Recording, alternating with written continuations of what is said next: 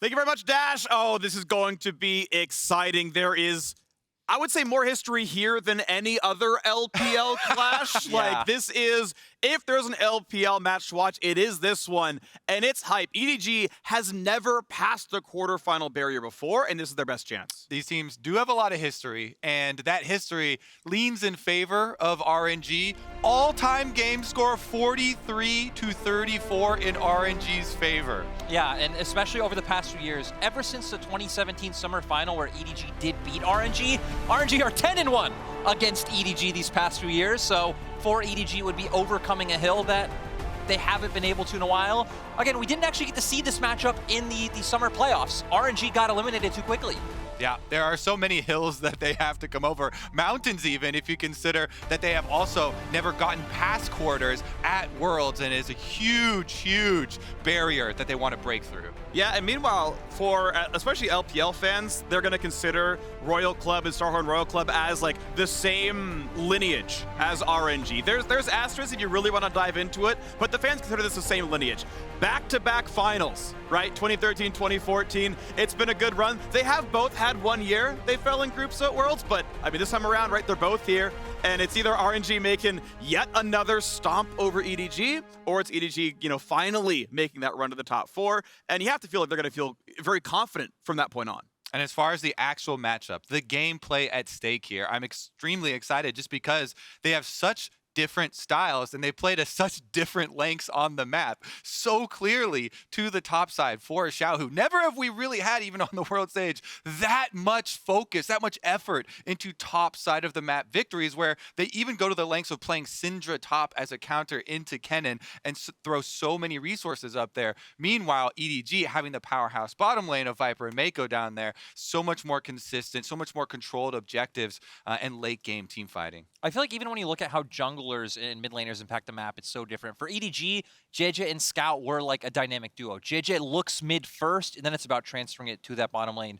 For RNG, though, Wei does not go to mid to help out Cryin, right? Cryin needs to be on the Twisted Fate, needs to be on the Galio. He needs to move on his own to go help Xiaohu on the top side. So it really does feel like these guys are exact opposites. If we're just going off of how groups looked, I do feel like EDG had a bit of a better performance, but like Vedi and Raz said, this can go either way. Yeah, and the question is, right, like who has kind of stepped up the most? Because as we saw, right, RNG fought more closely with Hanwha Life than people would have thought, especially when you're coming in saying RNG are your favorite to win the championship. I know they're your crystal ball pick, Lyric. I mean, they are the reigning MSI champions, right? They took down the other biggest team in the world in Damwon Kia to do so. Like, RNG should be so many people's favorites to be outstanding, and then groups like weren't quite there. And so the question is, do you get back up from that level? They also surprised a lot of people, getting one shot in the LPL summer playoffs by LNG, and then having to fight their way through WE to get here. Let's jump into draft, though, because the draft follows with that game plan we were talking about of top side focus versus bottom side focus. EDG have actually had Flandre blind picking Graves or Jace most of their games. They've had him on some sort of top laner that has the power to play aggressively, has some wave control. Meanwhile, RNG, of course, trying to get Xiaohu that counter pick. Yeah, and you can already see, right, EDG knowing to counter out what RNG want to do with the Galio ban. I think interesting with the top side carries, though, Kobe, is the fact that Xiaohu hasn't played the Graves himself. They've had to consistently ban out this champion, and when it's such a diversible pick in this meta, I wonder what RNG will do to answer, or if they'll just ban that out themselves. Ooh. RNG banning out the Twisted Fate. Did not see that coming. You would think that, oh yeah, EDG, you have to ban Twisted Fate versus Cryin, but Scout can use it too. So many people are overlooking Scout, and this has been something that has followed him for so much of his career, internationally at least, not getting recognized as much. And RNG, they recognize Scout as the dominant mid laner that he is. He too can make very good use of Twisted Fate and controlling those side lanes. So while at first glance makes a little bit shaky sense there, EDG are on blue side. They could very easily first pick it. Yeah, I think a lot of people who followed the LPL finals will remember that Scout picked that up against Doinb when everyone thought that's how FPX would crush EDG. So very comfortable pick for him, especially when you know Scout is also willing to take the Sylas side of the matchup and would probably be completely fine going against the Twisted Fate itself. But with these bans, I'm curious to see where EDG will go. The Lucian instantly, so EDG are going towards that bot side centric play style. All right, no, Xiaohu, you're not allowed it. you know, that's obviously a takeaway as well. His top lane Lucian is quite good. Aphelios looks like that is, I can't tell if it's actually a lock or hover just yet, but obviously 2 picks needed now for RNG. Yeah, Gala back on Aphelios seems like a pretty comforting pick here. The misfortune is still floating around. But when you do see the early Aphelios, maybe a Thresh follows it quickly, and then you see Nami on the other side for the Lucian. I personally don't want to see EDG run a solo lane Lucian. Ever since the crit changes, I think it lost a lot of power for solo lanes, and it will not play really into EDG's style at all. Yeah, now I'm curious to see if EDG just go to the stock and standard Nami pick that we have seen with Lucian pretty much every game that he has appeared at the World Championship. I'm also keeping my eye on junglers from the fact that Lee Sin is banned, so typically people would fall down to something like a Xin Zhao coming out next.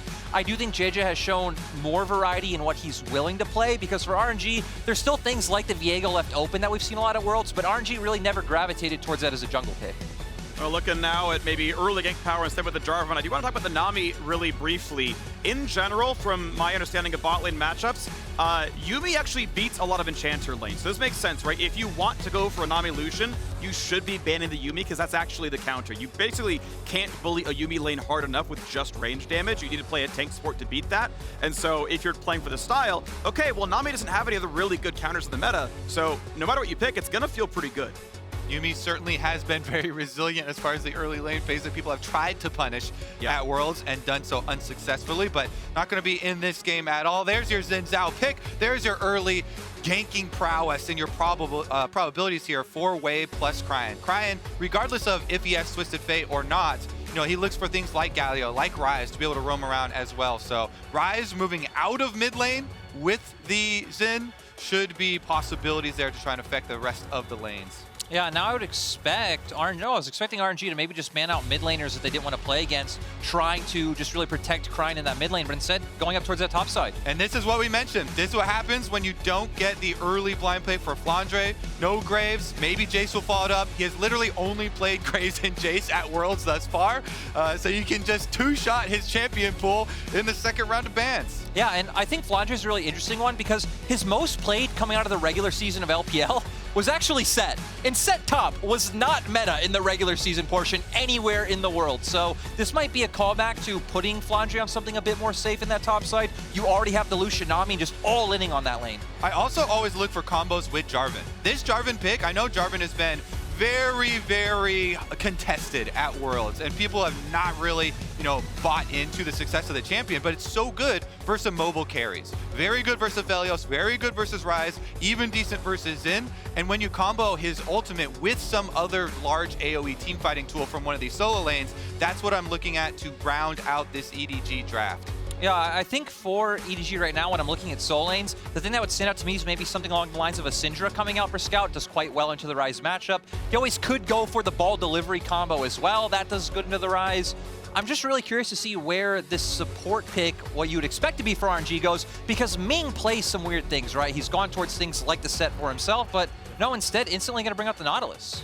Yeah, as far as tank versus Enchanter matchups go, Nautilus is, what I can tell, the best of the options. It's going to do better than Leona in matchup tables, so this is okay. If we're going to finish the bot lane, Nautilus can put out enough damage that you can threaten Nami and Lucian. And while Mako has, you know, dipped into the Enchanter champion pool, played the Lulu, played the Yuumi here at Worlds, Ming has been hardcore engaged champions. He's still sticking to those melee hard engage, looking for the kill lanes.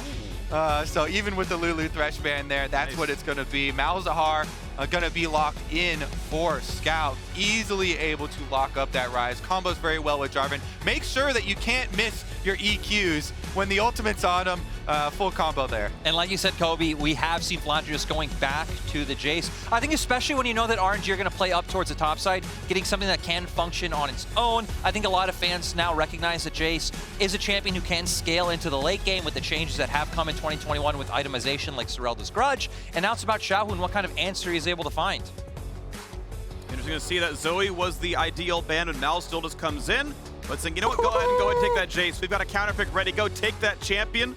Graves is one they weren't willing to deal with, but Jace, they're looking at Aurelia. Xiaohu, an absolutely stellar player. Years on RNG as the mid laner. Role swaps to top here in 2021, and he has been nothing but outstanding at his new role. I'm actually really surprised to see this come out from RNG because they've banned this champion so much in both Summer and World so far. Xiaohu sure played as a mid laner, but hasn't pulled it out top just yet.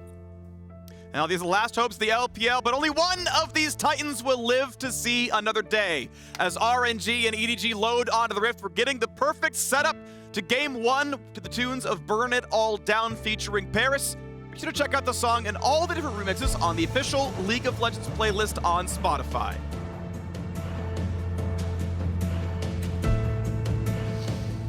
Summoner's Rift awaits a best of 5 to determine who will be the final LPL team at Worlds. LNG and Fun Plus Phoenix fell in the group stage, and now a battle between the 2 all-time Titans.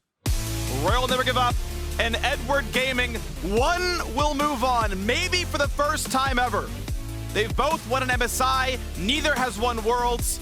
And what a treat it would be to get it finally. I think especially for both of these squads, right? You're looking at Scout and Mako on the side of EDG. You're looking at Ming and Xiaohu for RNG. These players have been around so long. They've gotten so close to the top of the mountain before. Again, the MSI champions, the LPL titles they've accumulated. And yeah, this feels like the ultimate showdown. And you know, with that Aurelia pick into Jace, they are not going to change up the script for EDG. They are definitely going to be sending resources up there, throw bodies at that matchup, get Xiaohu some kills, get them the lead that way. Excited to look at these roam timers. Keep your eyes on support backing timers, on jungle going mid to open up Crine to allow him to roam up to top as well. Yeah, that's something that really stands out to me, especially with the support timers, because the last time these guys played, it was a 2-0 for RNG in the summer split of LPL. Ming was actually roaming top as early as level 2 to start getting Xiaohu ahead. All right, well, breathe deep, gentlemen. You are about to witness the very best the LPL has to offer. Summer LPL champions versus spring LPL champions and current MSI champions. What a quarterfinal we have for you today.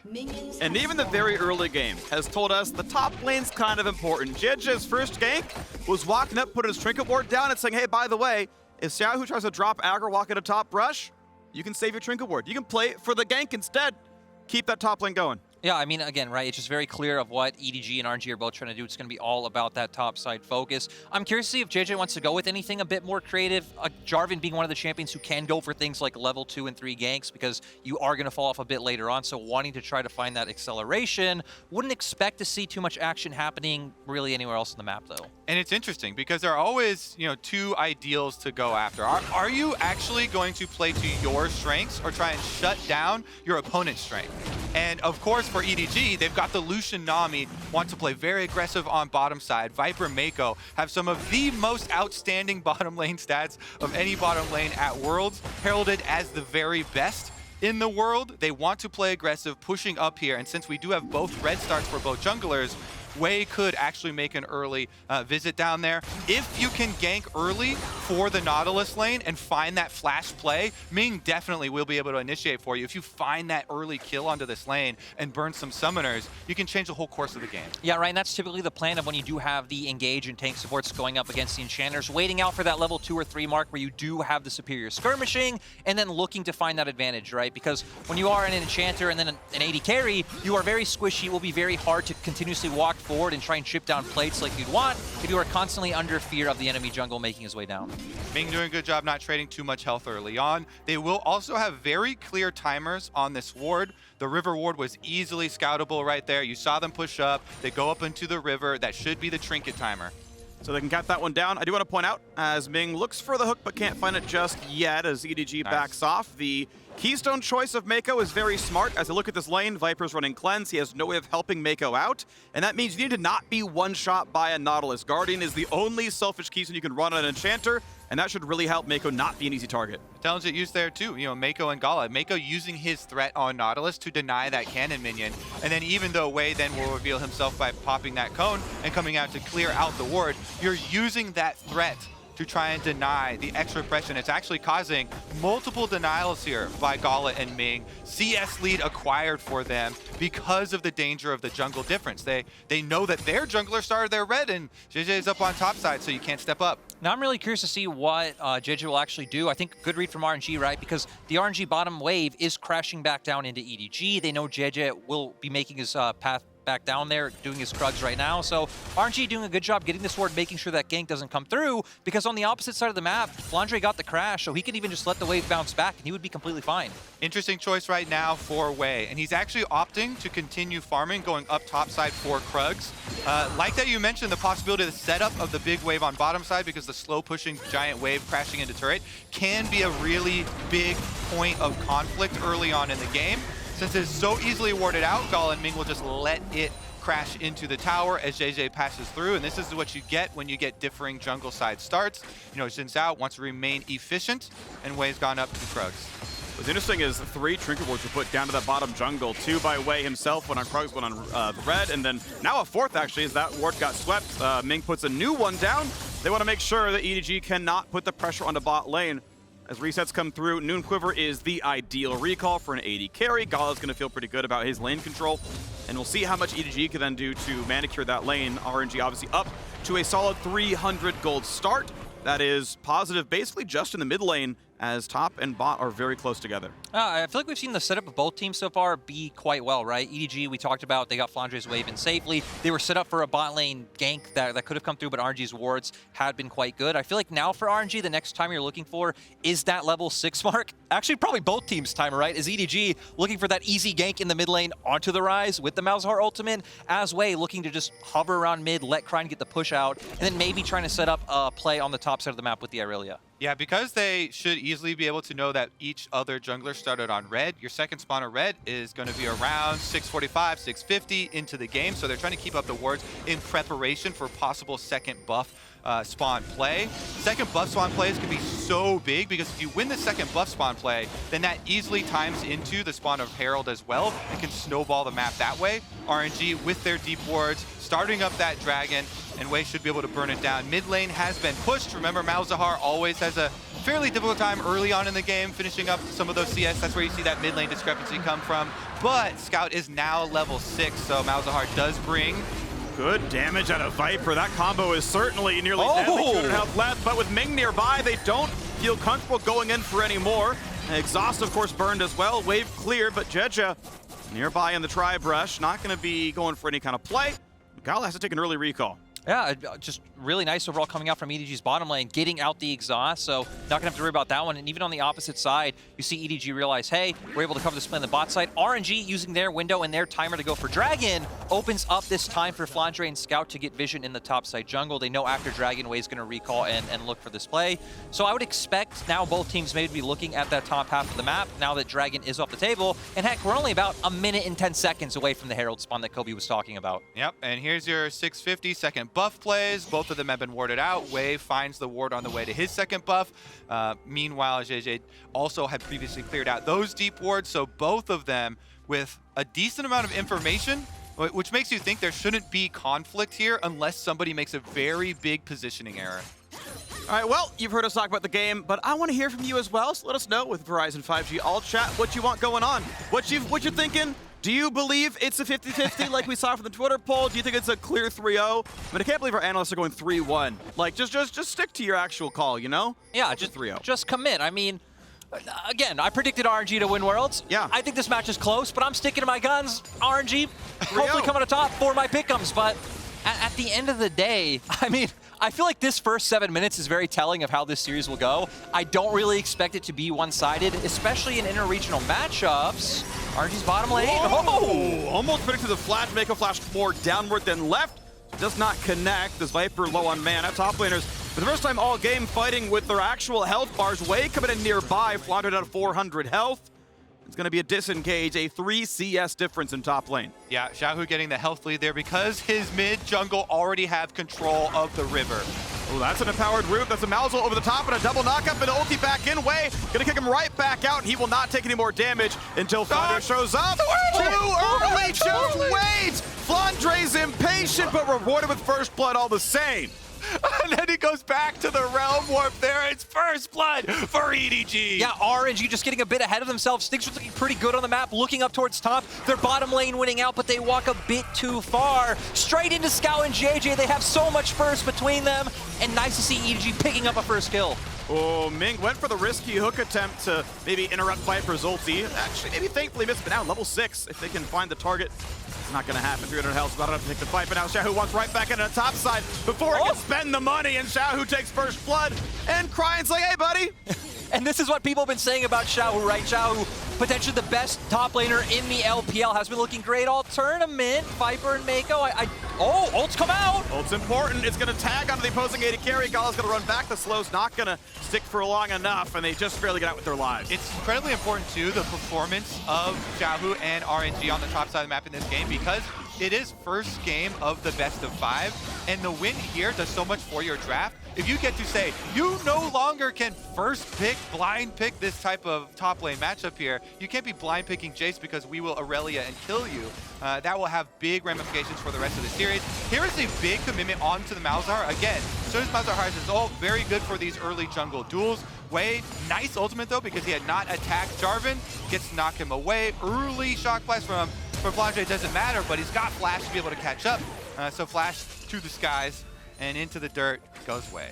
Yeah, Kobe, and I like what you were hitting on before the replay about how important that top lane kill is, because even looking at drafts holistically, right, for EDG, it's going to be a lot about grouping up as 5. I feel like they will win contests over midway, meaning they can get on objectives first. So for RNG, it's going to be a lot about playing out through the pressure they can get on sides to be able to enter on objectives or find flanks. So Xiaohu needs to be able to win in that side lane matchup. We're about to get a notification that the Gore Drinker, first mythic of the game, has been completed as well. Ding, ding, ding! Congratulations, Xiaohu. 1.77 per game at Worlds. This one's going to have 3. This is the one that people think about when they're like, Gore Triggers in every game. It's like, yeah, sometimes you do have double fighters in an Aurelia, but there's some where you don't have them, right? I'm just saying, I was completely on the same page as Vedius, where it's like, okay, every game you have like one team that builds 2 or 3 and the other team building 1, but as we get back on the map, EDG, they haven't been spotted yet.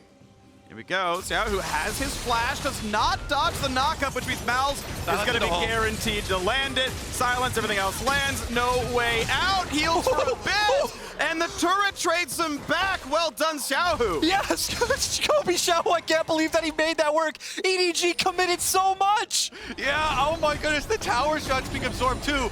Almost saw the YouTube highlight play where he flashes and also gets a little bit of damage onto Scout to finish that one. But because you commit so many resources on top side, RNG will punish you. Getting a 3-person push, Rift Herald. This will one-shot the tower. Top side was pretty low, but I don't think Flandre can finish it in time before the Rift Herald kills bottom and gets Dragon number 2 for RNG. That's the thing, right? For RNG, sure, you still lost on the top side of the map. Technically, Xiaohu lost away. Flandre got more plates, but you get a kill. You're winning on the opposite side as well. It feels like RNG winning everywhere on the map right now. Exactly. Xiaohu gets to type in all chat. Gotta send 3 for me. He got a counter kill. The turret plates were actually in their favor since they already had the Rift Herald on bottom side. So another sweeping victory across the map here for RNG, because even though the gank ends up working down, so much damage there avoided with his W plus extra damage goes through to finish off the Jarvan. He gets the counter kill, gets the answer.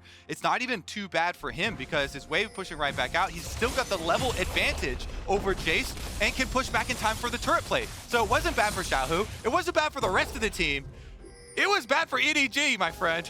It was, and shout out to the CEO of Camille Hate. I've got friends who would dispute that maybe they're the CEO instead. Maybe they're the CFO of Camille Hate. I like it. Either way, it. yeah, rooting for RNG. Okay, I dig that. I would love to see which team loses to the Cloud9 and semis. That would be a great run. No. That is a great idea. I'm sorry, CEO of Camille Hay, but that is not gonna happen though. They do have Perks, and Perks has taken down RNG before. I also got to say our week 2 record versus NA, not the best indicator of what will happen. It's okay, an LPL team's gonna win this game. So, you know, at the very least, the bleeding has stopped for a short time before the wound is reopened in semifinals. I'm also curious to see, it gets so difficult now for EDG to play out this game because RNG, you've got map lead with bottom turret already down, so you can push out, you can get tempo lead, and you've got the Aurelia that has the 2-kill advantage on this chase. So you're split pushing, extremely dangerous for EDG to overextend. You can see them utilizing this effect right now, sending 4 people to the top side to transfer your bottom pressure all the way to the top side and just take over the map. They're even answering well on the opposite side as well, right? Crying knows his job. I just catch bot wave, head immediately to mid, make sure that Viper isn't able to do anything there. So RNG right now covering all their bases, and EDG just pretty much having to play catch up and respond to whatever proactive play RNG goes for. Nobody on EDG has safety. This is something where you always have to be guessing about who has pick potential, who has kill pressure on the opponent team, and then you see that minion wave so that you can just catch it at your turret, play defensively. If you've got no one who can overextend, you know, Malzahar, terrible for split pushing. Even Flandre now, very vulnerable for split pushing. There's no way to really regain control because Mako is kind of tied to the Lucian. You have to have your Nami supporting Lucian to defend there. So, so much priority on the side of RNG, and they're a team that is very well adept at executing when they have these advantages. You can just push out, move into the river first, and then see if they actually take the fight. That's the thing too, right? Since RNG were able to get out of lane first and get that bottom turret, they should always have tempo. The jungle dare. Yeah, red buffs on each of them, so slow to get knocked out of attack. Rise to land the rip, but only after the flag and drag out, so it is going to be a very nice Rift Scuttler handed over to RNG. Now, I want to point out, as we've crested 14 minutes, RNG went up 6 turret plates in the laning phase. 3 of those? Yeah, sure, bot lane Herald, good job there. But yet, 3 more on top of that, 2 in mid, obviously a good job done top as well. That's impressive. Yeah, I mean, it really comes down to, can EDG get the hopeful comeback play that you always look for when you're the team that doesn't have any sort of split pushing option or split push advantage? You say, oh, well, we got to farm for late, but we also got to group and hope that we can pounce on them. Some people call it the Goon Squad strategy. You know, group up as 5, get your pick with your Malzahar ultimate, try and get your 5-on-5 advantage, and try and snowball an objective that way. Maybe you can pick off a member of RNG. If their hubris gets too much, if they overextend, we just saw on the river there a little bit of jungle dare, betting the other jungler that their team is behind them. Those are your openings back into it. We might get more jungle dares coming through with Wei walking forward, but I feel like for EDG, it's not even necessarily about waiting for the time to make that 5-man play. You're probably going to have to give up one side of the map to look for it, but Freak, we're going to get a lot of fights. Guardian pop, we're going to have a battle coming across. Nautilus's going to hit the Lucian, but a huge frontline play for Jarvan, but it's not going to matter. The health bars are too good, and Wei's ult just blocks all the damage. 1-0 to RNG. They just keep winning everywhere. And like Kobe was saying, they just keep daring each other to go in. We finally see Wei does go for it. Too much burst coming out from their side. RNG were also first on the setup with Flandre still trying to make his way down. And not too much map pressure being translated from that play, but still RNG walking out with a bit more gold in their pockets. Yeah, I think EDG, they either need to start their play with multiple Shock Blast landing or with Malzahar there at the beginning. If Malzahar's there at the beginning, you can actually get this kill. You can ultimate Wei, you can lock him down, but you can see he's not there. He's coming from top side, so Scout trying to walk his way over the entire time. Jarvan, Xin Zhao already has his ultimate up, so no further damage there. Even though Flandre's trying to wait, trying to snipe him with the Shock Blast, you're not going to get that kill. I also feel like this is a good call of what EDG are trying to do right now, where you need to be first on the play. There it is. Malzahar first. Yes, huge, and a double silence means there's no follow-up yet for RNG. It's gonna land the ult, though, triple root available, and they're gonna pile right in. Almost the kill on a Flandre, and Viper, the shot comes in. Xiaohu's good for one, the other comes through from Cryan, and now Jitja rooted in place. RNG, they may have gotten the first death, but they certainly got the next 3 kills. And it was looking nice for EDG. They found a way to finally get a pick, maybe give themselves some pressure back on the map, but RNG ready for the turn. They buy time for Xiaohu to make his way over, and now they're on Soul Point. This is an incredibly early Dragon Soul as well, Lyric. RNG control the map. They've got split pushing advantage and Soul is coming up. Yeah. So you can easily push on the towers first, force objective trades that have very little value for EDG, and they just have to pick up the scraps. And the thing is, so often, the winning team in the early game, all right, they had lane pressure, they got some turret plates, they grabbed the Rift Herald, they're up in gold. But they got cross-mapped, right? You set your team to get Herald, other team gets Dragon. They got everything. And we're going to see here, EDG, they go for the play. They realize you need to have the Malzahar coming in first, but Crying doing a nice job of locking people down, and Gala instantly with the Aphelios ultimate as well. Moonlight Vigil, multi-man lockup. Wei goes in. I think it buys time for Xiaohu to look for that flash, and the Vanguard's Edge coming out, instantly bursting down numerous people. And it didn't matter that EDG found that one pick. They committed so much for the support. No, that was your Axe replay, and it's RNG maybe putting the last nail in the coffin. I mean, this is going to be so tough to come back from. Yes, you can fight for Soul, but they've shown they're already winning every team fight. They've had that automatic nail gun. They've just been popping nails in all the way around that coffin this whole game. It's only 18.5 minutes in, and that thing is almost sealed up. It's crazy. The timing, though, you can see what EDG were thinking. They're thinking, we need to make our comeback pick with Malzahar before this dragon comes up. So they're trying to jump on the timing, and that is what you need to do to try and cut off these objective chains from RNG, but they couldn't escape because of the beautiful ultimate from Gala himself, locks them in, they get the punish, and then, you know, we've just lost so many objectives already this game. It is going to be very, very deep. I also think it's key that EDG looks for those plays when RNG are committing to side lanes. You can't look for like the initial river skirmish where RNG are in back timers as well, and you probably will just get a full-on 5v5. You need to accept that you're going to lose somewhere on the map from the fact that RNG did get their split pusher ahead, and then look to overwhelm RNG with numbers advantage to get the picks to come back into the game. Let's find those picks then. Does the play happen? Double stopwatch right now on the EDG side. Not a 1 for RNG. So a good pick could turn well. We count down 2 minutes and 45 seconds until Dragon Soul. And I'm just going to assume that Xiaohu has double tenacity runes here because he does have the Conquer plus Resolve. So he's already got double tenacity. Plus he's going to have Sterix completed here. These are those unkillable, you know, late game fantasy of Aurelia type of situations where even if you have the Malzahar on him, the rest of the RNG squad destroys you while you're trying to lock down that Aurelia. And then, oh, Goredrinker pop and Sterix pop in. Sure, yeah. And a lot of times you don't even get that kill. So RNG looking to roll it through. 2 minutes left on that Soul, and that should be the next force. Yeah, doubles aren't going to last long. The slow's going to fall off quickly from Nami. He's going to feel pretty good. That man's running around. Malzahar's like the one guy who can get anything done. And yeah, he's fighting the team otherwise. He's going to lifesteal him. And there's Asterix, he popped out. He's taking the recall. 2 minutes to go until Dragon Soul. Ulti's not going to be dodgeable. Flandre is flashless, slow. Root, knockup, kickback doesn't matter. Can't even land to the skies. Instead, he falls to the ground. Just a really nice use of their pressure. Gala was catching midwave, goes for the reset. So maybe EDG thinking that they wouldn't have the roaming squad there from the fact that EDG were actually the ones pushing out midwave, but RNG still controlled bot side vision and no way to dodge out on the Nautilus ultimate. RNG just know it's an easy pick off for them.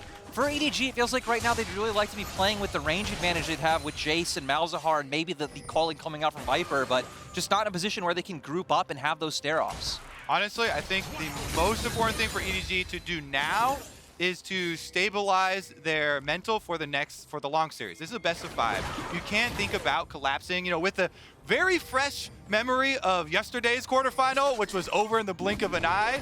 You do not want to let that be a repeat. You cannot afford to just completely collapse and fold over. This is EDG. They know that they have a lot digger to deep. And a lot deeper to deep. Digger to deep, I like that. I'm going to use that one again.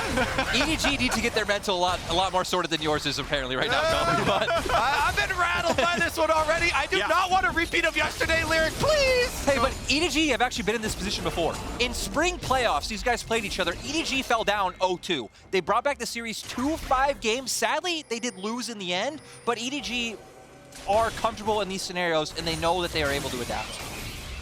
All right, well, here comes the setup, right? Dragon is the play. It spawns in 20, and RNG, they're playing with time they already own. Look at this, Relia just split pushing top lane. No one willing to answer her. They're like, you know what? Maybe you can take the Dragon. Well, we're summoning Herald mid, and you know, maybe we'll just take your base for it, because losing one Dragon doesn't really matter to them, but mid-tier 2 is a whole bunch of gold. So top tier 2 is dead. Recall into a TP. Xiaohu shows up after the Dragon spawns, because EDG, you're not going to start Dragon in their face. You can't possibly. Oh, all right. We killed your turret. Now go ahead and run away. You showed up in the river. Congratulations, you got a ward. We killed your ward. Dragon started. EDG must take this. They're not allowed to run away. And yet, what's the fight going to be? Jarvan in the back line, Tedward to follow. Pretty good ulti on the front line. Will it actually kill? Sterix popped. He's silenced, and Xiaohu just does not live. Tenacity not enough. Smite comes in. That is RNG with Dragon Soul. And that means the kills might come back through. 3v4 still winnable, maybe, as the shock blast is big. Wei heals up, but cannot find it. EDG may have lost soul, but they are winning this fight. And they're going for more. Scout gonna get a bit of damage. Pop the zone, you pop the stopwatch. Gala and Cry forced one away. And we saw EDG. That's huge, that's huge. Can they do Baron off of that Have shock to. blast? Yeah, they have to go for it. It feels like, The shock blast of hope from Flandre. and that's what we were talking about with Jace's, right? It's not just about dominating the laning phase. You can still have these massive impacts. RNG looking like they want to contest. Ryan 1v4, but they don't have the crowd control. We know they don't have Smite. That can be okay, but no one can lock down Cry, and he just walks up menacingly, and they back off. Yeah, getting the actual last hit on the Dragon there, Wei, heroic efforts, does secure the soul for them, allows Cryan to heal up as they're kiting back with that Ocean Soul. So even though that shock blast, that almost, the ray of hope comes through from Flandre, they can't finish it off. Here's another attempt though, and you can see Aurelia there, even with the Sterix, even with the flash late and with the attempt at the Gore Drinker, still gets bursted down, didn't tag anyone with it, so not a lot of healing there.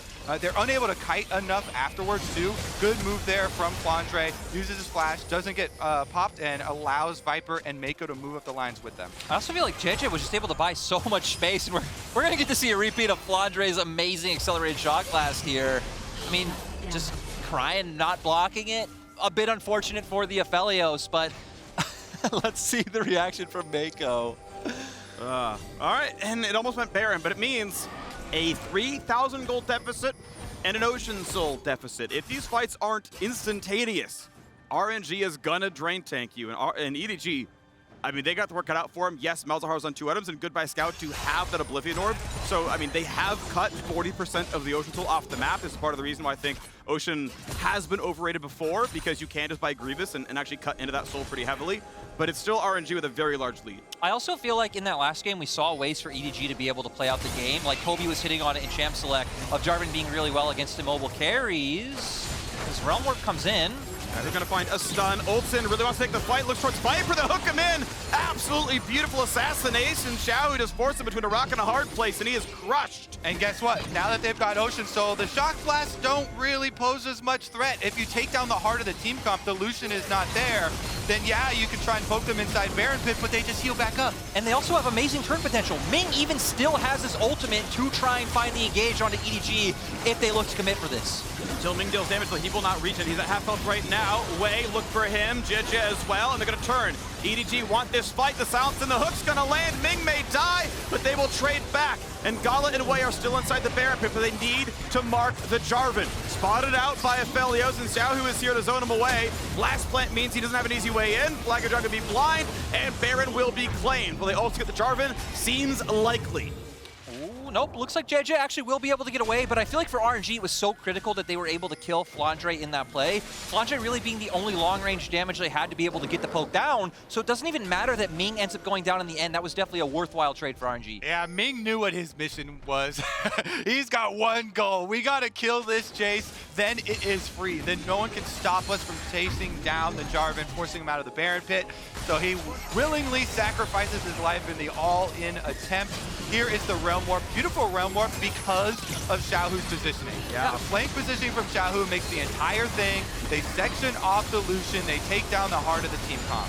And then instantly turning to the Baron, and they know, right? The only real poke damage that can come out from the side of EDG is on Flandre. Ultimate immediately comes out from Ming. He's quite low. He knows he's probably going to go down. They do get the turn, and then I love that RNG realized, hey, we just need to zone off JJ from being able to get into the pit. Aphelios throwing out his turret. They secure the Baron. All right, so we're onto the map again. 5,000, of course, the gold lead. Red Bull Baron power play. Just the money earned from killing Baron itself, but it's going to grow rapidly. Mid lane tier 2 has hair left on it. It's going to be an easy kill. There you go. Gone. That's kind of gross. Growing hair in the turrets now. What are they making these things out of? Rabbits. Well, Okay, Lyric, take it away. yeah, you know, RNG pushing down this bot side turret should be able to get this one. I like that they're keeping Cryin in mid, playing out through 2 lanes, Kobe. Gonna try and pull EDG apart. Now for EDG, it's about, hey, trying to all in on the side that doesn't have members right now, potentially giving room for Cryin to look for the split push, but I feel like that's their only option. Yeah, I mean, he's got Realm Warp ready here, so Cryin can threaten multiple plays. You can either Realm Warp for the dive, or you can Realm Warp your minions over to the other lane to sync them back up. Cannons right now being buffed up, just waiting for the other one. What I kind of like for Rises to sometimes do is do the minion play and get a bunch of them in there, but they don't have to waste it. So level 16 acquired, slowly work your way in. Time to sacrifice bot lane inhibitor turret.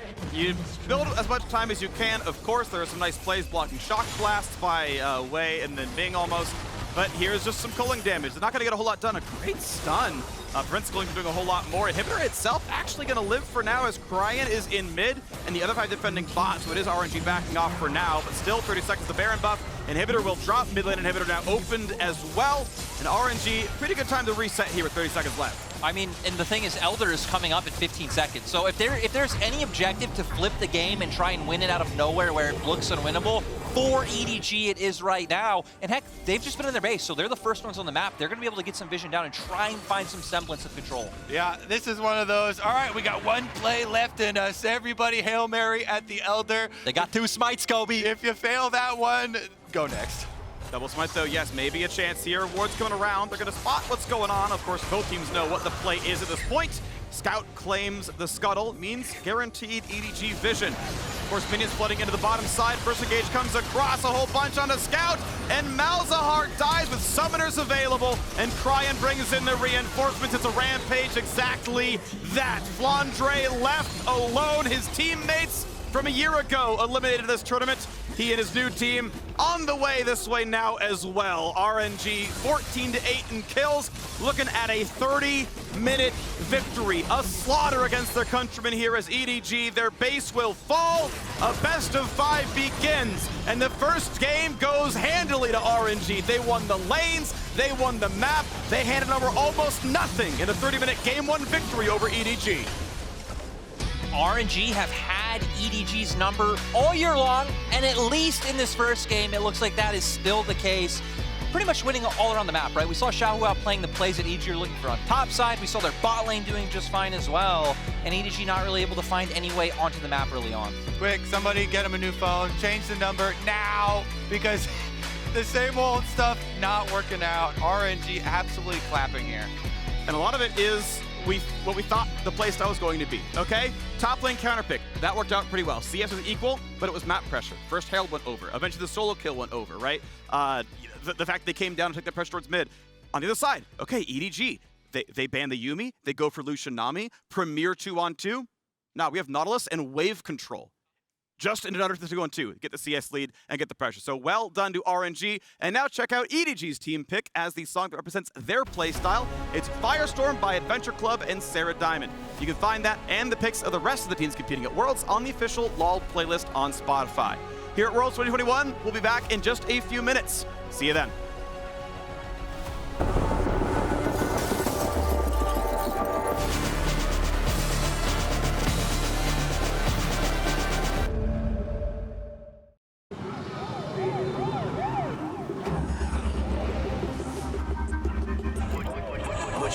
Would you ride with me? Handshake, one of a kind, homie. I be trying to vibe on the wave. I'm a big mean vibe on the wave. Look.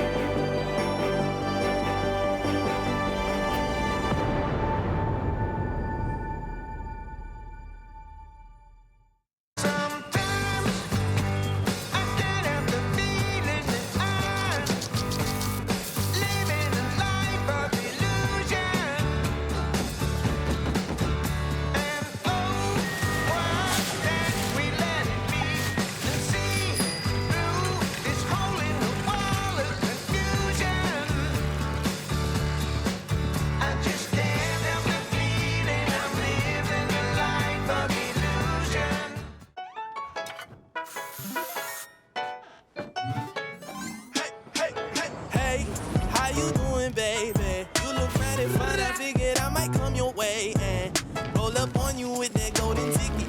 Shawty, can I get your digits? Maybe we can kick it. Hey, hey, hey, hey.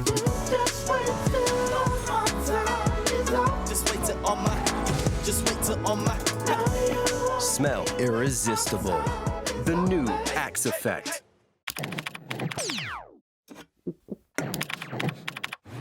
Red Bull gives you wings.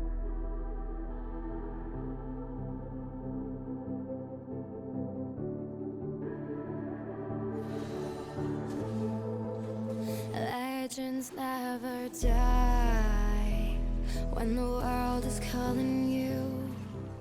Can you hear them screaming out your name? Legends never die, they become a part of you. Every time you bleed for reaching greatness, relentless, you survive. They never lose hope when everything's cold and the fighting's near. It's deep in their bones, they'll rot into smoke when the fire is fierce. No, pick yourself up, 'cause legends never die when the world is calling you. Can you hear them screaming out your name? Legends never die, they become a part of you. Every time you bleed for reaching greatness, legends never die. They're written down in eternity, but you'll never see the price it costs. The scars collected all their lives. When everything's lost, they pick up their hearts and avenge defeat. Before it all starts, they suffer through harm just to touch a dream. Oh, pick yourself up, 'cause legends never die when the world is calling you. Can you hear them screaming out your name? Legends never die, they become a part of you. Every time you bleed for reaching greatness, legends never die. When the world is calling out your name, begging you to fight.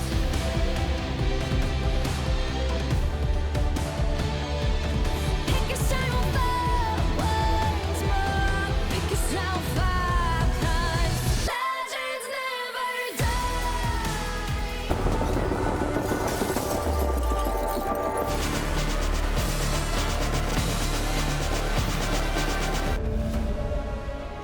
Welcome back to the State Farm Analyst Desk, where Raz is singing away the pain of his prediction right now as RNG takes down EDG in game number 1 of the They have series. them downloaded.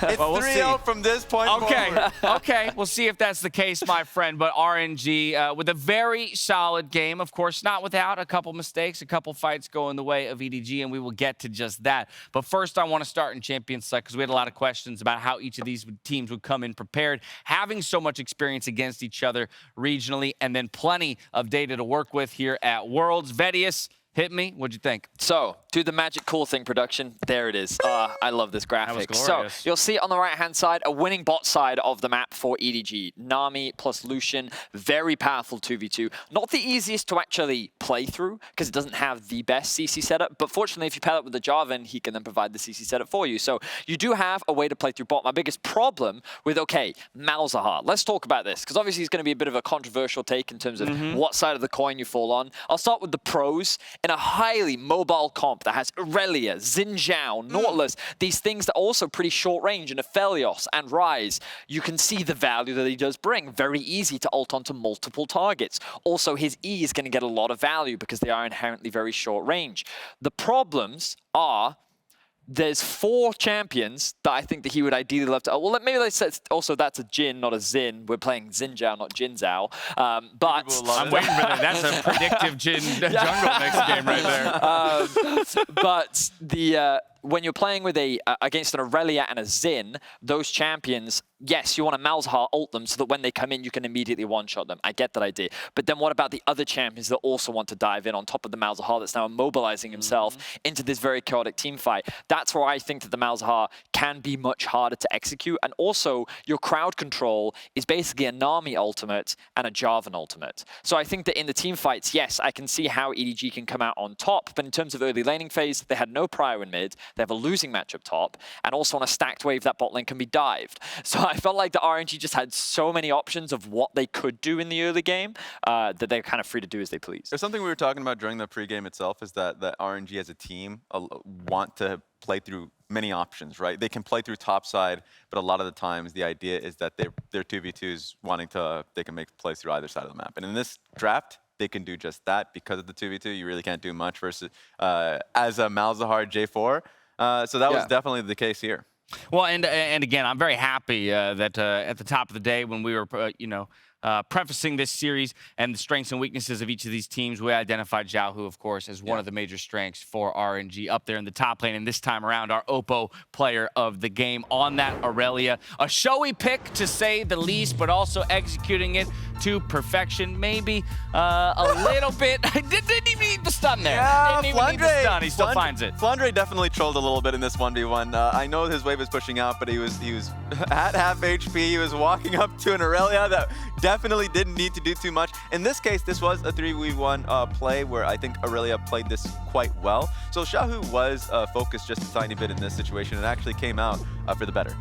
He certainly did. I was really impressed with what Xiaohu did, and I think this is a great example of the team didn't actually play through him a lot in the early game. He was actually the one that was kind of attacked, yet he still found impact, and this TP flank from him as well. What made me laugh was I could see the Irelia in me was like, oh, that's a penta right there, but he flashes in, ults, does 350 damage. And everyone dies. And now he's like, I have no Q targets. Yeah. I can't go dashing through this fight all of a sudden. But yeah, I mean, again, it's just an exemplification, though, I think, as well, in the awareness and utilization of TPs around the map, things like that. Although, yeah, sure, he wasn't the highest damage output in that fight. He was still there at the timing he needed to be effective. Yeah, and that's the best. I think the full court vision, the recognizing the TP was there, the timing to be able to make it. And even and going back to the draft a little bit, is that if they wanted to play 1-3-1, they could just do that. Exactly. And make it really difficult for Malzahar to really be a part of the team if he has to answer sideways.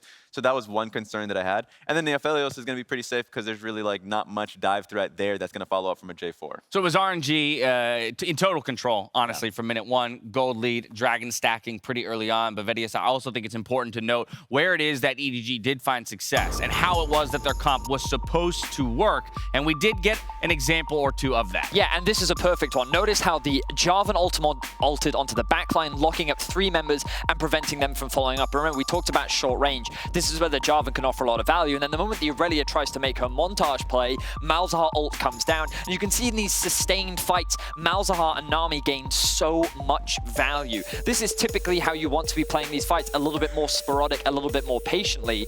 But unfortunately for EDG, this was only really the one good fight that they got throughout the entire game, because then Xiaohu's flank came in from behind and they were able to catch off Viper. So even if there was a risk of RNG losing another fight, RNG said, nope, we're not going to gamble it. Let's just use our TPs once again to find a pick, get this catch, and we'll end up finding ourselves a Baron and a win. Yeah, and it just became very difficult for EDG for this point forward. I think Ming did a great job, as he does throughout the full year, of recognizing we're not going to play 50-50. I'm playing for the fight.